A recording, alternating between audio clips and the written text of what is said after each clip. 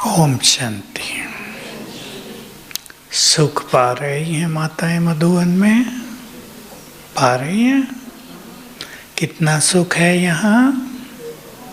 अच्छा, माताएं ऐसे कर रही हैं। अच्छा, भाई लोग, सुख,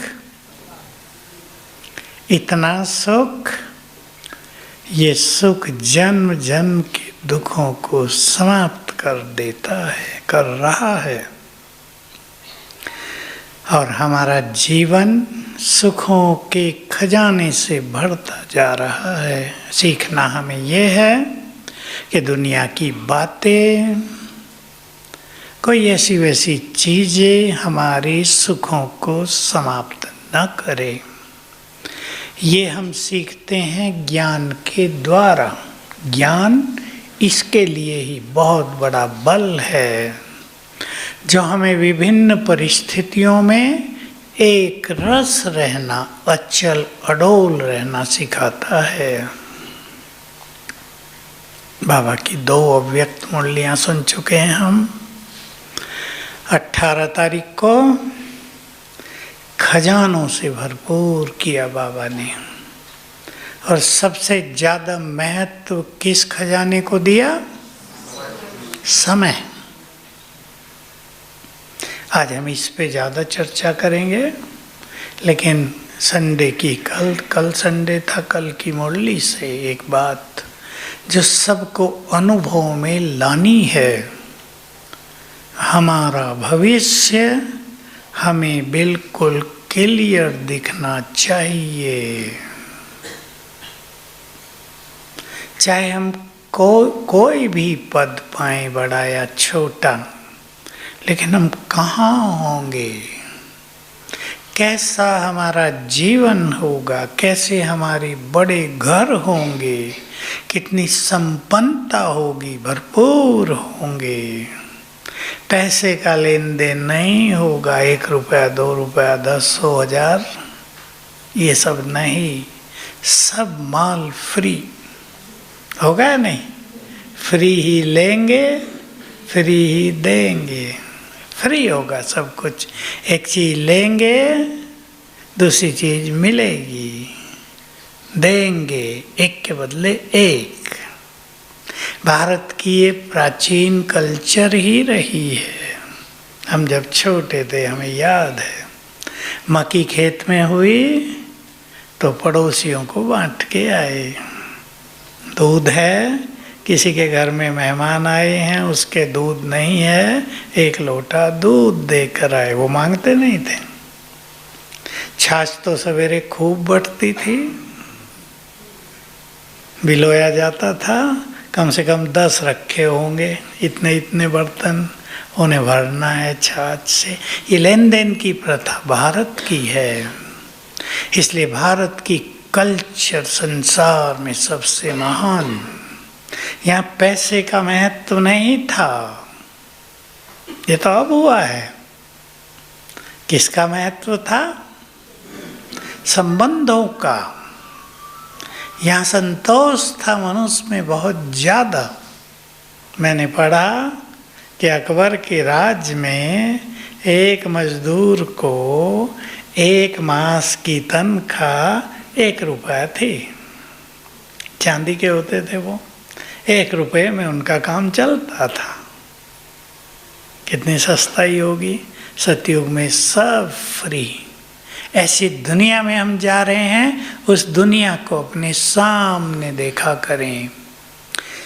समय अपनी गति से चल रहा है। देखो, ड्रामा और समय इस तरह देखा करें, ड्रामा की रील चल रही, इसमें सीन आ रहे हैं और जा रहे हैं, आ रहे हैं, जा रहे। अब ये कलयुग का सीन जा रहा है, स्वर्णिम युग का सीन आ रहा, उसको देखा करें कैसा है वो सीन, हम कैसे हैं उसमें, घरों में क्या क्या खड़ा है सामने। जैसे आजकल कारें खड़ी हो गई ना सबके घर में, ये हम उसी ओर बढ़ रहे हैं। ये जो विकास हो रहा है, ये सतयुग के लिए है। ये कारें पुष्पक विमान में बदल जाएंगी। यहीं के वैज्ञानिक ऐसी टेक्नोलॉजी खोज कर देंगे कि तेल की ज़रूरत नहीं होगी पुष्पक विमानों में। एटॉमिक एनर्जी से या सोलर एनर्जी से विमान चलेंगे। बस एटॉमिक एनर्जी की छोटी सी चीज़ इंजन के बाहर रख दी, जीवन भर चलता रहेगा। अभी भी वैज्ञानिकों को इस चीज़ का पता है, लेकिन इसकी इन्वेंशन नहीं हो पाई है, खोज नहीं हो पाई है। छोटा सा पीस रख दिया, जीवन भर तेल की ज़रूरत नहीं, ये सब हो जाएगा।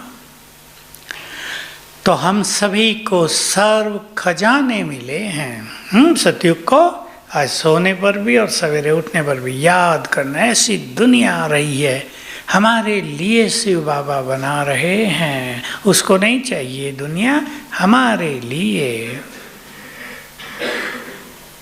खजाने। सबसे बड़ा खजाना कौन सा मिला है? समय। और नजदीक आओ। और स्वयं भगवान मिला है या नहीं? किस किस को मिला? कोई संसार की सभा में हाथ उठाएंगे सारे के हमें भगवान मिला? सन्यासी देखे तो हंसेंगे कि ये सब पागल हो गए हैं। पहले तो कहते अपने दादा को भगवान कहते, अब तो दादा भी नहीं है ना। तो मिल गया ना वो जिसकी खोज थी युगों से, खोज भी हम सबको थी। इस मिलन की प्यासी हम आत्माएं थी। क्यों थी? और कुछ बताओ। कल पहले बाबा के मिलन का सुख अंतर मन में भरा हुआ था। द्वापर युग से भी वो जागृत होता था, भगवान कहीं मिल जाए, क्षण भर के दर्शन हो जाए, बस इतना ही तो सोचते थे। ज्ञान देगा वो आकर, ये तो पता ही नहीं था, किसी की कल्पना में नहीं था। श्री कृष्ण ने अर्जुन को ज्ञान दिया था, वो उसका काम था मोह नष्ट करना। हमारा थोड़ा ही है, हमारा काम है गीता का पाठ कर लेना, इतना ही था ना। कभी सोचा नहीं था, गीत है ना वो, भगवान इस तरह आकर ज्ञान देंगे, सरल शब्दों में देंगे, बड़े बड़े रहस्य सरल शब्दों में बता देंगे, सबको दिखा देंगे। ये ज्ञान बहुत बड़ा खजाना। बाबा ने साकार में कभी कहा, शास्त्रों में यदि ज्ञान रतन होते तो भारत साहूकार होता।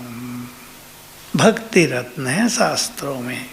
और शास्त्र भिन्न भिन्न तरह के हैं। कुछ शास्त्र ऐसे लोगों ने भी लिखे जो धर्म के विरुद्ध ही थे, लेकिन वो संस्कृत में हैं, वो एक ऋषि ने लिखे हैं, इसलिए वो शास्त्र हैं भाई। ज्ञान कुछ नहीं, उसमें उल्टी बातें बहुत हैं। एक व्यक्ति छींक से पैदा हो गया, छींक दिया और वो पैदा हो गया। हनुमान ने सूरज को मुंह में दबा लिया। आज के वैज्ञानिक सुने, आप सब भी हंसेंगे ना। जिसकी गर्मी 4 करोड़ माइल से मनुष्य को तपा रही है, उसको मुख में ले लेंगे तो क्या हाल हो जाएगा। तो ये क्या है? महावीर आत्माओं ने ज्ञान सूर्य को समा लिया। रहस्य हैं। कोई मनुष्य सूरज को मुंह में डाल ले, ये संभव नहीं है। इनके अलौकिक रहस्य हैं। तो हमें सबसे बड़ा खजाना मिला स्वयं भगवान, खजानों का बीज, और फिर मिला उसका ज्ञान। ज्ञान ने हमें राह दिखाई। सोचो, मेरे साथ सोचो, ज्ञान ने हमें राह दिखा दी। अब विचार करो, यहाँ से आपको म्यूजियम जाना हो पैदल और रास्ते का पता ना हो, इधर से जाएंगे, इधर से जाएंगे, नक्की का चक्कर लगा के जाएंगे या लेफ्ट से जाएंगे, तो भटक सकते हैं ना। और कोई व्यक्ति आपको मिल जाए, चलो मैं चलता भी हूँ और ये रास्ता है, लाइट भी जल गई, जब हम जाया करते थे तो अंधेरा होता था, यहाँ से म्यूजियम तक। यहाँ झाड़ियाँ होती थी दोनों ओर, ओम शांति भवन के आगे भी और नक्की लेक तक दोनों ओर झाड़ियाँ ही झाड़ियाँ। चिड़िया भी चूँ कर देना रात को, डर लगता था। कभी कभी हमें अकेले ही आना पड़ता था 9 बजे रात को अंधेरे में, क्योंकि सांप यहाँ बहुत होते थे तो सांपों का रहता था ज़्यादा। आबू सांपों के लिए प्रसिद्ध था। कभी फिर अकाल पड़े यहाँ तो सब मर गए। तो भगवान मिला, सत्य ज्ञान मिला, सत्य राहें मिली, जीवन जीना आ गया। मुक्ति और जीवन मुक्ति दूर की चीजें नहीं रही, जन्म सिद्ध अधिकार हो गया। हमारे चित्त का अंधकार मिट गया। ज्ञान से क्या क्या हो गया, सब कुछ सामने दिखता है। मुक्ति धाम भी वो शमशान वाले मुक्ति धाम नहीं, जो असली मुक्ति धाम है, जहाँ आत्मा मुक्त होकर जाती है, वो भी यहीं से देख सकते हैं। स्वर्ग लोक जो इस संसार का सर्वश्रेष्ठ समय है, यहीं से दिखता है। और स्वयं भगवान के उस निराकार स्वरूप को भी यहीं से देख सकते हैं। क्या मिला इसके लिए? दिव्य नेत्र। ज्ञान ने हमारे नेत्र को दिव्य नेत्र बना दिया है। ये बहुत बड़े खजाने हैं हमारे। किसी मनुष्य के लिए उसकी बुद्धि सबसे बड़ी चीज होती है या नहीं? आपके घरों में जो बच्चे बुद्धिमान हैं, माँ बाप उनसे निश्चिंत रहते हैं ना, वो पढ़ेंगे या नहीं पढ़ेंगे, क्या करेंगे, निश्चिंत हैं। और जिसकी बुद्धि कमजोर है उसके पीछे पढ़ना पड़ता है। कोचिंग कराओ, ट्यूशन में भेजो, होमवर्क कराओ, माँ सारा दिन उसी के साथ लगी रहती है, फिर भी उससे कुछ होता नहीं, क्योंकि बुद्धि का खेल है। तो भगवान बुद्धि दे रहा है। ले रहे हैं सभी? विचार करेंगे इस बात पे। भगवान से बुद्धि मांगते थे ना, हमारे बच्चों को सद्बुद्धि दो, बुद्धि दो। अब दे रहा है। किसको मिलेगी श्रेष्ठ बुद्धि? क्वालिफिकेशन बताओ। जो अपनी बुद्धि को व्यर्थ से मुक्त रखकर उसमें ज्ञान भरेंगे। बुद्धि में ज्ञान भरता है, ये ज्ञान उनके लिए श्रेष्ठ विवेक बन जाएगा। तो बाबा ने बहुत बड़े खजाने दे दिए। बाप बनकर आया, टीचर बनकर और सद्गुरु बनकर। सोचो, हमारा गुरु स्वयं भगवान।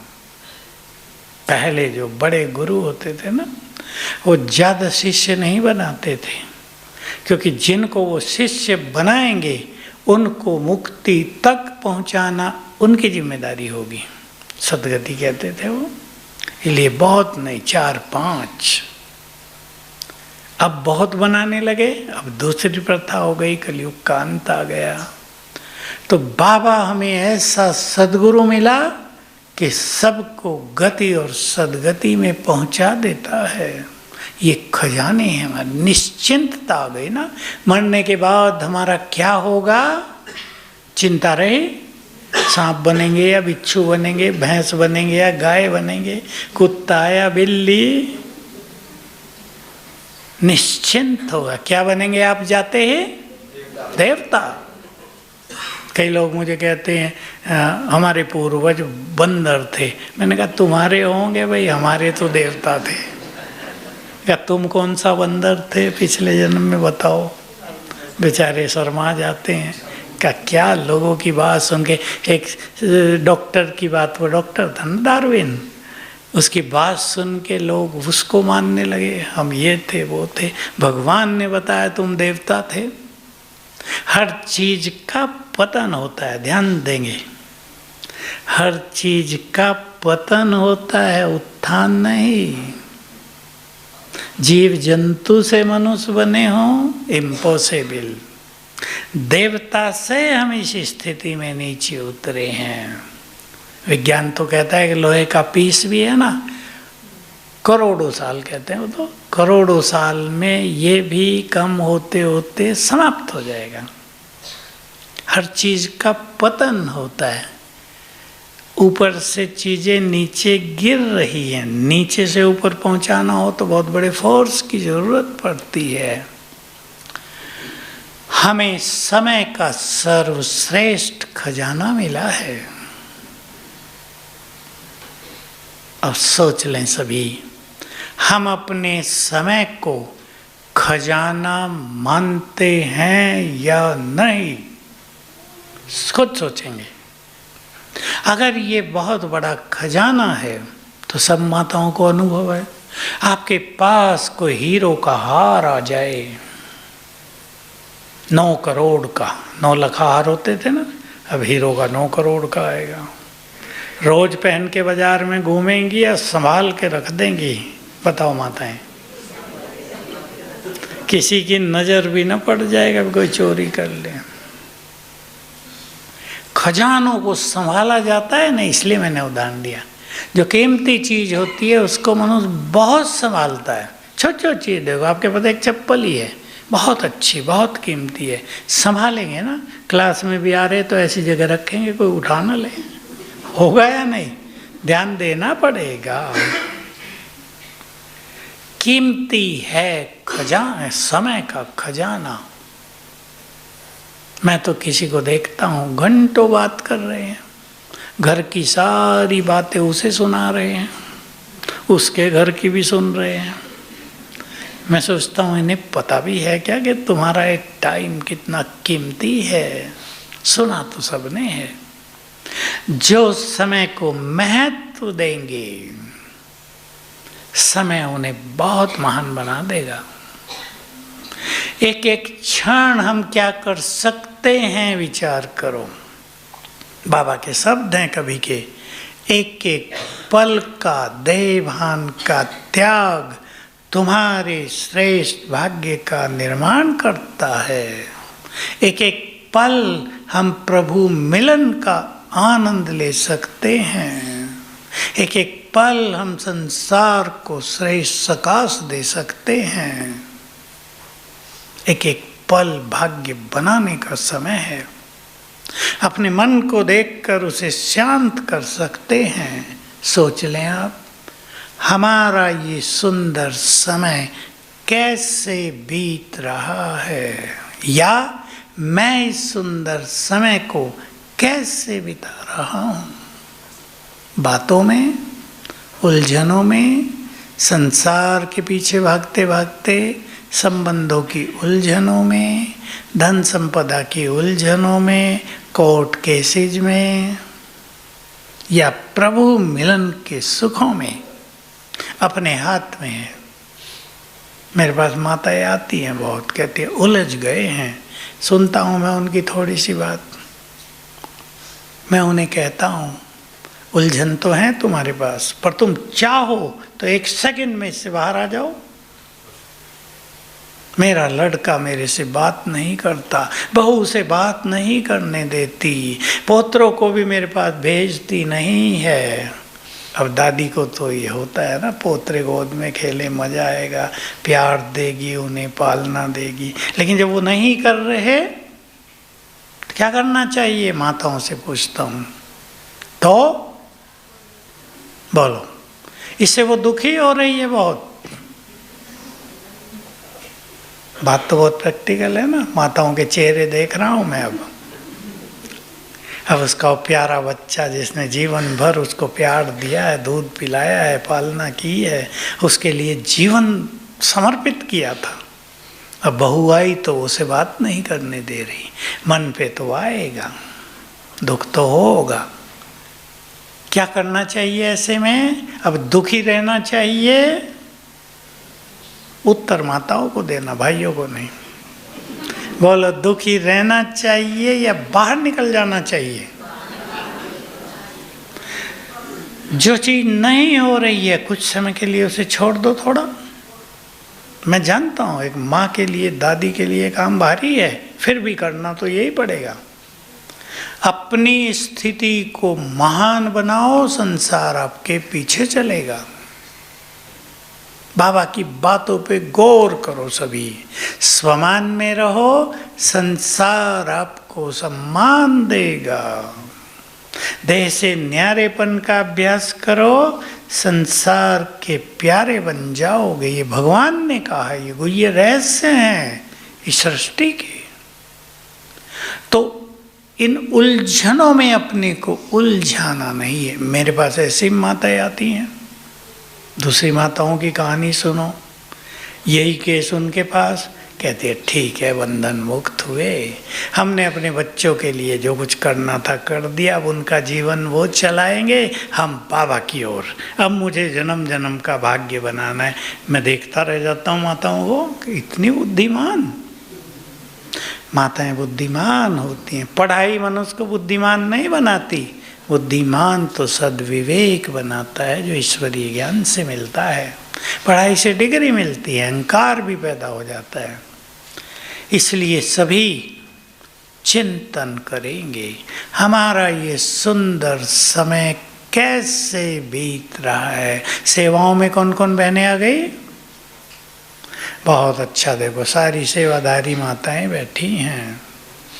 आपको चांस मिला ना, यहाँ सेवाएं भी ज़्यादा नहीं है, फिर भी आप आ गए। मेहरबानी है ना भगवान की, और आपकी अपनी योग्यता के घर छोड़ के, घर से बाहर निकल के 2-2 मास, 1-1 मास यहाँ आ गए। सब कहाँ आते हैं? माताएं कहती ये काम वो काम, मैं चली जाऊंगी पोतरों को कौन संभालेगा, मेरी बहू तो नौकरी पे जाती है, पीछे काम कौन करेगा। ये सब उलझने हैं ना। अपने को निकालना अपने हाथ में है। बोलो है भाई लोग, निकालो। ये समय कुछ और चल रहा है, ये समय लौट कर नहीं आएगा। इस समय को याद किया करेंगे। एक समय आया था भगवान इस धरा पर थे, हमारे सम्मुख थे, हमने उनको पहचाना था। लोग तो कहेंगे हमने पहचाना नहीं, हम कहेंगे हमने पहचाना था, हमने उसको देखा था, हमने उसका ज्ञान लिया था। फिर आगे कुछ निगेटिविटी होगी वो आएगी अंदर। हमने वो नहीं किया जो हमें करना चाहिए था, हमने वो नहीं किया जो हम कर सकते थे। कुछ चीज़ें मनुष्य के लिए ऐसी होती हैं जिन्हें वो कर ही नहीं सकता, और कुछ चीज़ें ऐसी हैं जिन्हें हर मनुष्य कर सकता है। तो हमें आज सोचना है, हमें वो कर लेना चाहिए जो हम कर सकते हैं। ठीक बात है या नहीं? बोलो भाइयों। अब माताओं की बारी खत्म हुई, करेंगे, हमें वो सब कर लेना है। चिंतन करो, हम नहीं करेंगे तो कौन करेगा। देखो जिनके पास संपूर्ण ज्ञान हो, आज तक तो ज्ञान ही नहीं था, योग का भी ज्ञान नहीं था। किसी सन्यासी को, किसी आचार्य को, किसी बाहर के योगी को योग का ज्ञान नहीं है। वो तो आसन कराने वालों को योगाचार्य कह देते हैं, योग ऋषि। क्या? प्राणायाम करता है, कराता है। योग की डेफिनेशन तो शास्त्रों में भी है, आत्मा और परमात्मा का मिलन ही योग है, ये शास्त्रों में भी है। लेकिन वो मिलन हो कैसे, उसकी विधि क्या है, ये ज्ञान हम सबको। आज की मूल्य याद है सवेरे की? महावीर जो आत्मा समझ बाबा को याद कर ले, योग युक्त हो जाए, उसके स्वरूप पर स्थिर हो जाए। कहा ना बाबा ने 45 मिनट तुम यहाँ बैठते हो, पर योग 5 मिनट भी नहीं होता। कौन सा योग? बाबा बाबा करना केवल योग नहीं है, वो तो एक संबंध है। परम धाम में बाबा के स्वरूप को देखते हुए उसके पास बैठ जाना, उसके वाइब्रेशंस लेना, उसमें मगन हो जाना। शास्त्रों में, योग दर्शन में बातें हैं, उसके स्वरूप पर इतने तल्लीन हो जाएं कि हम रहें ही नहीं, वही वही रह जाए। और फिर वो भी ना रहे, वहाँ तो ये कह दिया ना, इतनी मगन अवस्था, इसको निर्संकल्प समाधि कह दिया। लेकिन ये पता नहीं चला कि वो है कौन, कहाँ कहाँ के नाम पे तो एक ही बात थी, सब जगह है। सब जगह योग कैसे लगेगा? स्थान चाहिए, रूप चाहिए। उसके स्वरूप पर स्थिर होने के लिए स्वरूप तो चाहिए।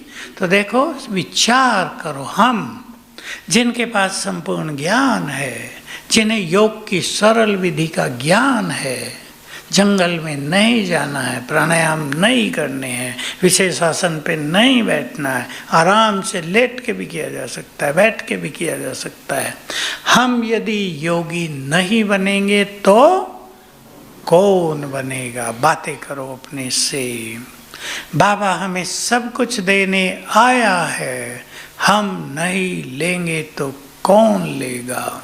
जिससे भक्ति में मांगते थे, बाबा कहते थे तुमसे तो मांगना भी नहीं आता था।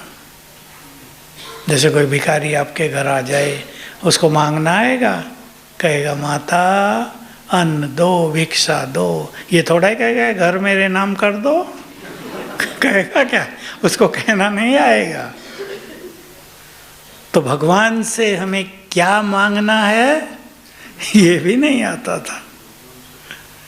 छोटी छोटी चीज मांग लेते थे, उनकी हमें जरूरत फील होती थी। तो चिंतन करो, सुंदर समय हमारे हाथ में है, भगवान स्वयं हमारे हाथ में है, उसका साथ हमें मिल रहा है, वो हमारी पालना कर रहा है, हमारे कष्ट हरने आ गया है, निरंतर मदद देने को तैयार है। हम यदि श्रेष्ठ भाग्य नहीं बनाएंगे तो कौन बनाएगा? और चिंतन में देता हूँ, बात थोड़ी कड़वी लग सकती है किसी को, मैं तो मीठे रूप में बोलूँगा, कड़वे रूप में नहीं।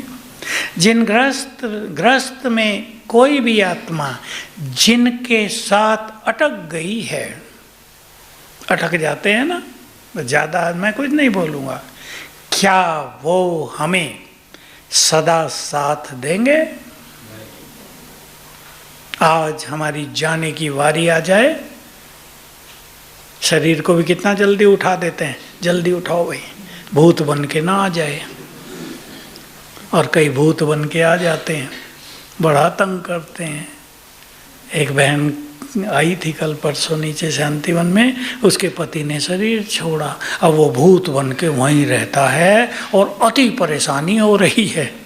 जिससे अति प्यार था वो कष्ट दे रहा है। मैंने कहा तुम उससे बात करो ना, भाई तुम तो इस घर के मालिक थे, हम तो तुम्हारे हैं, तुम हमें कष्ट क्यों दे रहे हो? कहा नहीं, सब भयभीत हैं, बच्चों को तो नींद नहीं आती है।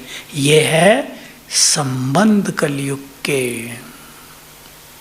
तो जिनके पीछे मनुष्य सारा समय और एनर्जी लगा रहा है, क्या वो साथ देंगे? अब सोच लो, इसका अर्थ है नहीं आप उन्हें छोड़ के अलग हो जाओ, कर्तव्य करो अपने, लेकिन साक्षी भी हो जाओ। उनका भाग्य भी तो उनके साथ है, उनका भाग्य उनके साथ है। एक कहानी आई आज ही मेरे पास, अभी अभी मैं भूल रहा हूँ। एक व्यक्ति पिछले जन्मों में राजा था, कोई डाकू था उसके राज में, उसने उसको मार दिया। डाकू को तो मारना पड़ेगा ना, मरवा दिया अपनी सेना से। वो डाकू की पत्नी इससे बदला लेना चाहती थी। अब वो डाकू की पत्नी भी और ये राजा भी दोनों ब्रह्मा कुमार कुमारी हैं।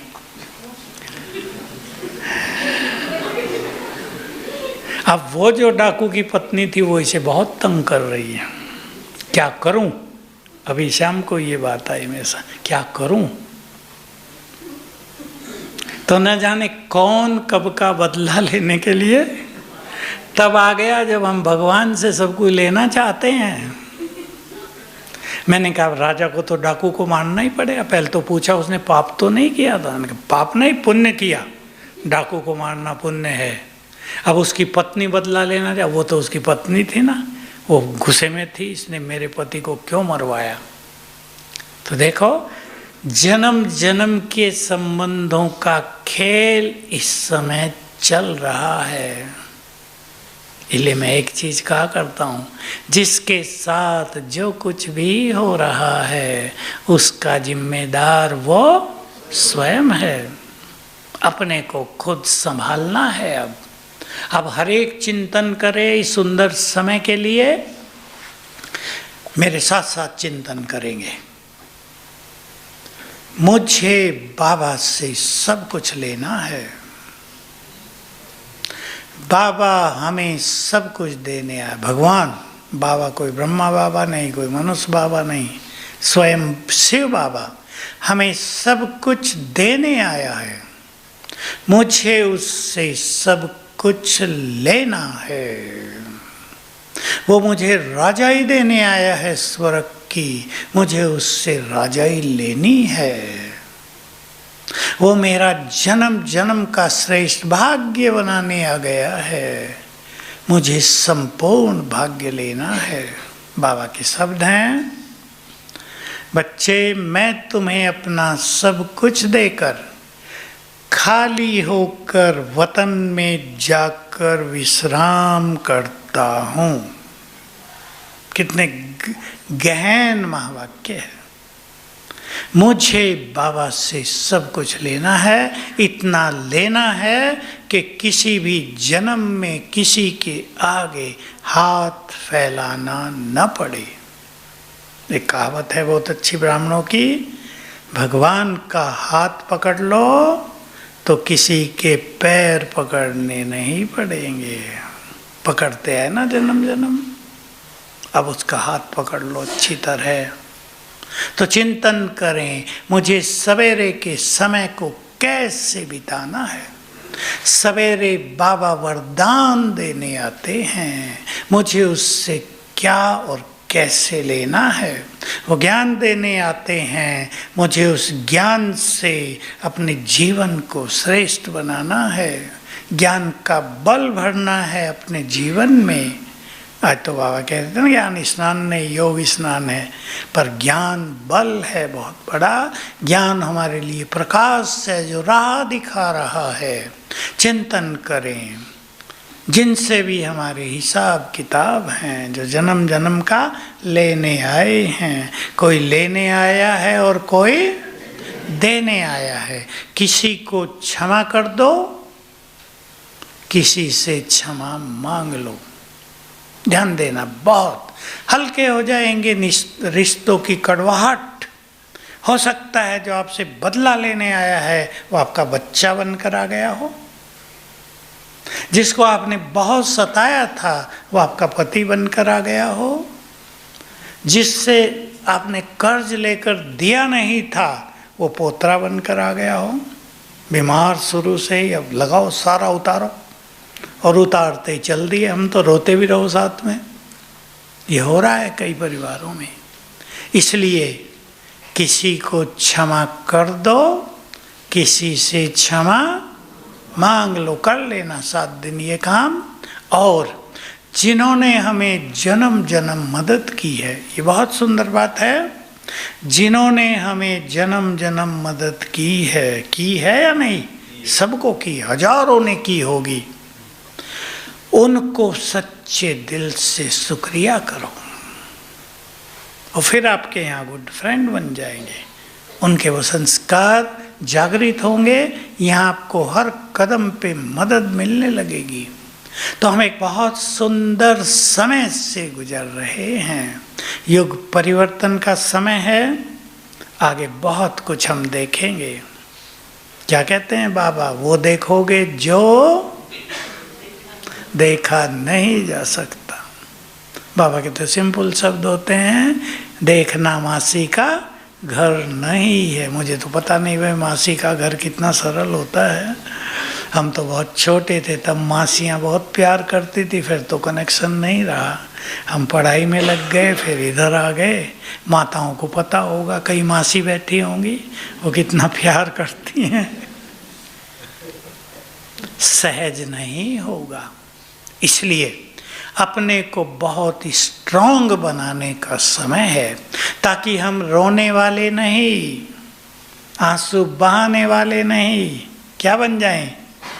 माताएं तो करती हैं ना वही काम, आंसू पहुँचने वाले बन जाएं। हम भूखे रहने वाले नहीं, भूखों को भोजन देने वाले बन जाएं। हम प्रकृति से कष्ट पाने वाले नहीं, प्रकृति को अधीन करने वाले बन जाएं।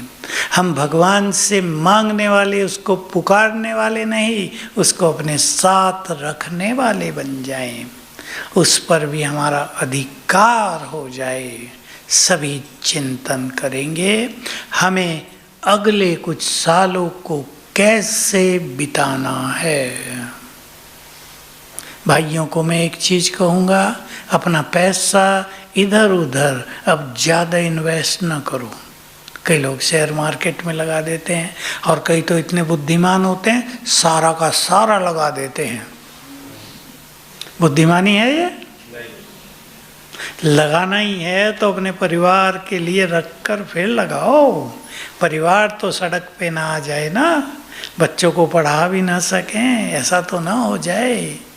लालच, अति लालच जिसके पास भी हो वो उससे मुक्त हो जाएं। नहीं तो सबसे ज़्यादा कष्ट लालच देने जा रहा है संसार को। बहुत खेल बिगड़ सकता है कभी भी, क्योंकि गृह युद्ध के आसार बहुत तेजी से बढ़ रहे हैं। यूपी में तो कई जगह हो गया 2-3 दिन में ही, और लोग बुरा ही व्यवहार कर रहे हैं। विनाश काले विपरीत बुद्धि का खेल दिखाई दे रहा है कि जरा सी बात पे लड़ने मरने मारने को तैयार। ये नहीं भाई, ये तो छोटी सी बात है, खत्म करो। नहीं, क्यों? तो खेल तेजी से बिगड़ेगा। विश्व युद्ध के किनारे संसार आ खड़ा हुआ है। आ गया या नहीं? भाई लोग तो सुनते होंगे ना समाचार, मैं भी कम सुनता हूँ, पर समझ में आता है कि अब ये चिंगारी बुझेगी नहीं, ये बढ़ती जाएगी। और ऐसा नहीं कोई एक दिन में एटम बम डाल के दुनिया को ख़त्म कर देंगे, ये कष्टकारी होगा। अभी आपने सुना होगा ईरान में या लेबनान में इजराइल ने ऐसी टेक्निक का यूज कर दिया था, पता नहीं फ़ोन उठाएं तो विस्फोट हो जाए। क्या क्या हुआ था? पेजर। हाँ, तो कहा ऐसा कर देंगे, बाथरूम जाने से भी डरें, फ़ोन उठाने से भी डरें, घंटी बजी कहीं विस्फोट ना हो जाए। इजराइल के कमांडर ने बोला अभी तो हमने 20% टेक्नोलॉजी का यूज किया, 80% हमारे पास बाकी है। ऐसा कर देंगे, भयभीत हों, बाथरूम में जाने से भी डरें, फ़ोन उठाने से भी डरें, बिजली का स्विच ऑन करने से भी डरें, विस्फोट हो जाएगा। भय पैदा होगा ना, तो ऐसा नहीं विनाश फटाफट हो जाएगा, सजाएं देकर जाएगा, विक्रम विनाश करा के जाएगा। इसलिए इस समय पर सभी को बहुत पावरफुल बनने की ज़रूरत है। अपने को बार बार याद दिलाया करें, ये समय दोबारा नहीं आएगा। एक एक दिन जो बीत रहा है वो दोबारा नहीं आएगा। हमारे लिए समय वरदानी बनकर आया है, लोगों के लिए विनाशकारी होगा और हमारे लिए आनंदकारी वरदानी समय। बाबा के बच्चे अतीन्द्रिय सुखों में डांस करेंगे, जो बाबा का स्लोगन है ना सिंधी में, मिरवा मौत मलू का शिकार। मिरवा माना हिरण, वह एक शिकारी हिरण को मारता है, हिरण की मौत होती है, शिकारी को शिकार मिलता है, वो आनंदित होता है। तो अपने को ज्ञान से भी भरपूर करेंगे, साक्षी भाव अपनाएंगे।